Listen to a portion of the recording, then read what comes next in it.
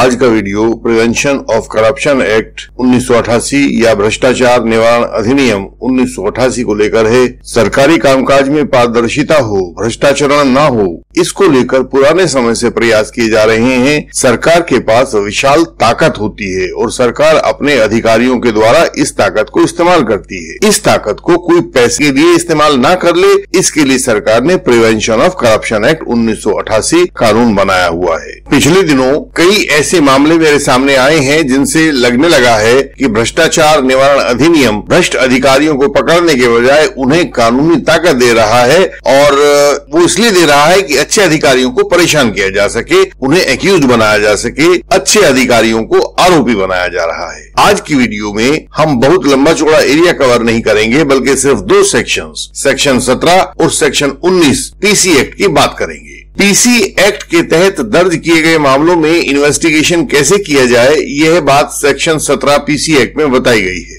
इसके अनुसार 3 अधिकारी इसमें इन्वेस्टिगेशन कर सकते हैं और ये होते हैं: पहला, दिल्ली स्पेशल पुलिस एस्टेब्लिशमेंट का inspector, Bombay, Calcutta, Madras and Ahmedabad and in any other metropolitan area and assistant commissioner of police elsewhere, जहां कहीं भी उपरोक्त दोनों लागू नहीं होते वहां बाकी सभी जगहों पर डिप्टी सुपरिंटेंडेंट ऑफ पुलिस इस केस की इन्वेस्टिगेशन कर सकेंगे। हाँ, राज्य सरकार चाहे तो किसी इंस्पेक्टर को एसीपी या डीवाईएसपी की जगह अधिकृत कर सकती है, और यह अधिकृत करने की ताकत ही बहुत सारी समस्याएं पैदा कर रही है। पश्चिमी भारत का एक राज्य है, इसमें पीसी एक्ट का केस रजिस्टर हुआ सोमवार की शाम 8:20 पर, जबकि रेड हुई थी उससे 10 घंटा पहले सोमवार की सुबह 10:30 बजे, जब आरोपी अधिकारी ने मजिस्ट्रेट साहब के यहाँ एप्लीकेशन लगाकर सब टेलीफोन का सीडीआर मंगवाया, जिसमें जांच अधिकारी का सीडीआर भी था, उसका स्वयं का सीडीआर था और दूसरे कई लोगों के सीडीआर थे, तो पता लगा कि सुबह 11 बजे ही आरोपी अधिकारी को रेड स्थल से हटाकर 20 किलोमीटर दूर किसी अन्य स्थान पर ले जाया गया था। वहां से आरोपी के घर पर फोन करके कुछ डिमांड की गई थी और ये सब सीडीआर में अंकित है।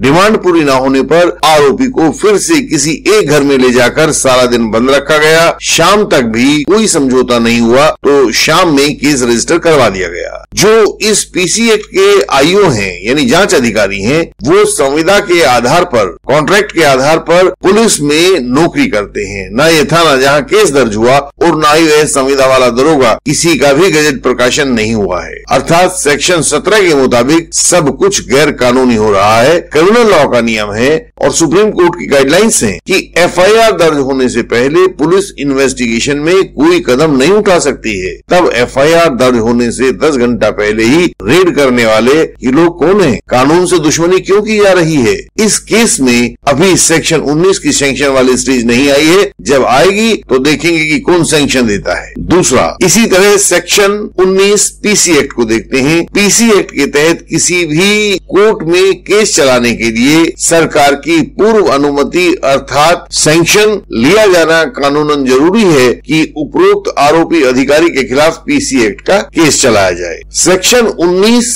सब सेक्शन 1 के अनुसार केंद्रीय कर्मचारी के केस में केंद्र सरकार, राज्य कर्मचारी के केस में राज्य सरकार और अन्य अधिकारियों के केस में उनकी अपॉइंटिंग अथॉरिटी इस प्रकार की पूर्व अनुमति अर्थात सैंक्शन दे सकती है। मैं आजकल कई राज्यों के पीसी एक्ट के प्रोसिक्यूशन की डिफेंस देख रहा हूं, तो मैं 2-3 राज्यों की कानून स्थिति का आकलन करने की कोशिश करता हूं। पहले पूर्वी भारत, यहाँ एक राज्य के डिप्टी रजिस्ट्रार के खिलाफ सेक्शन 19 की सैंक्शन अर्थात पूर्व अनुमति मिलनी थी। सेक्शन 19(1)(c) के अंतर्गत मूलतः यह उनकी अपॉइंटिंग अथॉरिटी के द्वारा दी जानी थी, लेकिन सरकार ने 1992 में एक सर्कुलर के द्वारा यह शक्ति अपॉइंटिंग अथॉरिटी से लेकर विधि विभाग को दे दी थी। जब मेरे पास 2019 में यह केस आया तो मैंने उनसे सैंक्शन के बारे में पूछा, तो उन्होंने यह वस्तु स्थिति बताई। हमने इस सर्कुलर की कॉपी सरकार से चाही तो हमें आरटीआई एप्लीकेशन में भी कॉपी नहीं दी गई। अपीलेट अथॉरिटी के पास अपील की गई तो अपीलेट अथॉरिटी ने लिखित ऑर्डर पास किया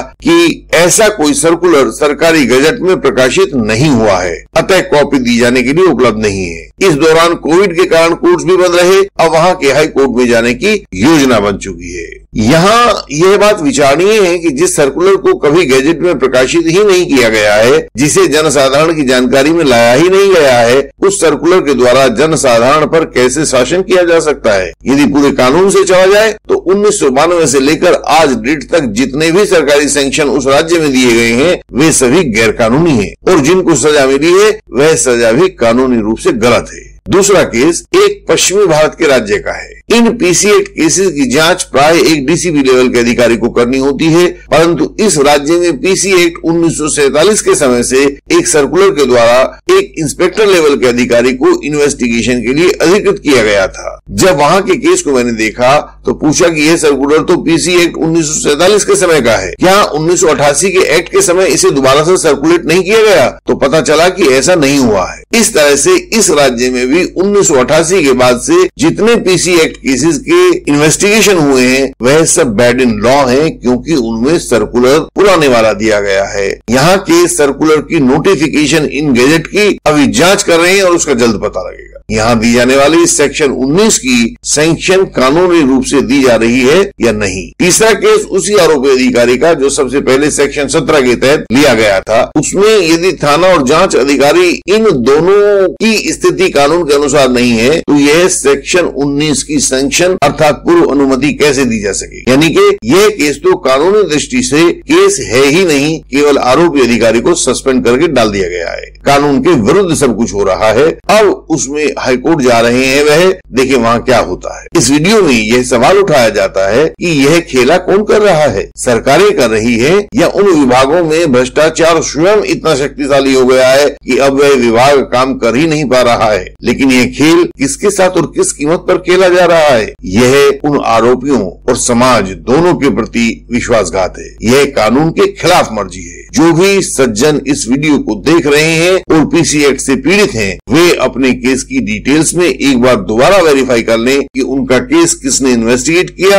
और किसने उसकी सेक्शन 19 की सैंक्शन दी है। 80% चांसेस यही है कि वहाँ सरकार ने कुछ ना कुछ गलती की होगी। उस गलती को आप अपने हाई कोर्ट्स में या सुप्रीम कोर्ट में चैलेंज अवश्य कीजिए। आप भी यदि किसी कानूनी मुश्किल को महसूस कर रहे हैं तो हमसे संपर्क का तरीका सामने स्क्रीन पर दिया गया है। यह तरीका इस वीडियो के डिस्क्रिप्शन में भी दिया गया है, आप इसे नोट कर सकते हैं। यहाँ दिखाए गए जो सामने स्क्रीन पर दिखाया जा रहा है व्हाट्सएप नंबर के द्वारा आप अपना मैसेज भेजिए। इसी व्हाट्सएप नंबर के द्वारा आप व्हाट्सएप कॉल भी कर सकते हैं। आप अपना अपॉइंटमेंट फिक्स कर सकते हैं। व्यक्तिगत रूप से मिलने के लिए पहले अपॉइंटमेंट ले लेना चाहिए। इन सब के अलावा आप अपना संदेश, अपना मैसेज इस व्हाट्सएप नंबर पर किसी भी समय भेज सकते हैं। इस चैनल को लाइक करें, शेयर करें, सब्सक्राइब करें। नीचे दिए गए बेल आइकन को प्रेस करें ताकि नई वीडियो आपसे मिस ना हो पाए। अगली वीडियोस में आपसे फिर मिलेंगे। तब तक के लिए प्रणाम।